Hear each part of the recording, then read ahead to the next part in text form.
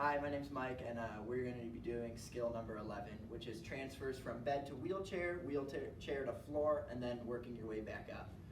Some important things to list off first are safety for the lifters.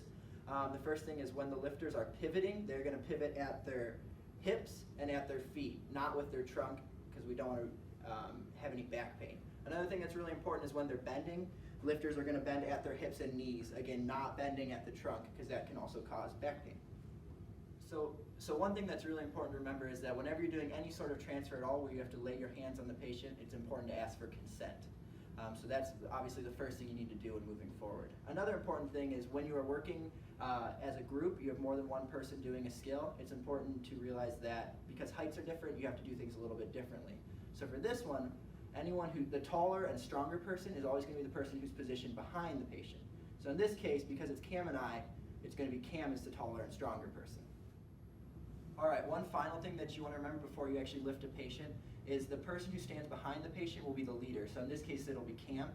So it'll be Cam's job to tell his helper, who is me, to lift at the same time as he is, and this is so that our lifts are simultaneously and we're not moving the patient around awkwardly. Another thing that's important for this leader, which again is Cam, is to tell the patient to brace themselves when we're picking them up, and that's usually by flexing their shoulder muscles. So before you use the assistive device like the wheelchair, you're going to want to make sure that it's parallel with the patient and that you lock the wheels so it doesn't roll away. So many times you won't see the patient sitting up like this, they will be laying in bed, in which case it will be important to move them from supine to sitting up. If you want to see how to do that, you should check skill number 8 by Sarah Phelps. Alright, because we've asked for consent, the way we're going to set up the first person, the person standing behind the patient, is they're going to reach between the patient's arms like this, and they will grab their arm will grab the opposite forearm. So the lifter's right hand will grab the patient's left forearm, and vice versa.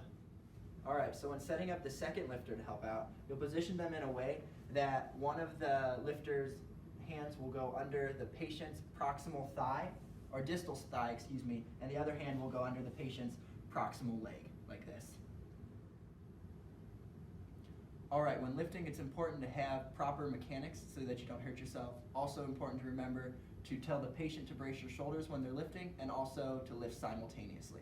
Alright, we'll lift on 1, so 3, 2, 1.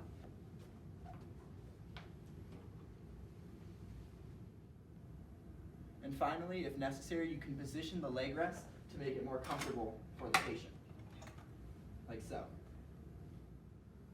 Alright, for this one, this is going to be a transition from the wheelchair to the floor. Remember, wheelchair should be locked, and lifters will use the exact same method that they use when moving from the table to the chair. Alright, lifting on 1, 3, 2, 1.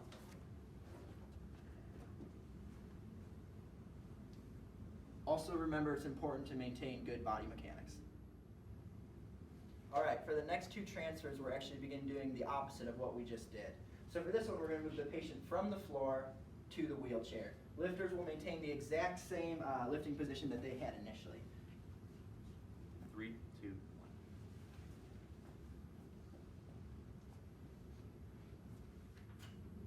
1. Alright, for this last skill, we're going to moving the patient from the chair back to the bed. 3, 2, 1. At most points in time, you would not leave the patient sitting up like this. It is also important to remember that if you are leaving the patient sitting up like this, you need to stand behind them to guard. But more likely than not, you would lie them into a supine position, in which case you're going to want to check the skill number 8 by Sarah Phelps again. Hi, thanks for joining me today. I hope you found this video both educational and informative.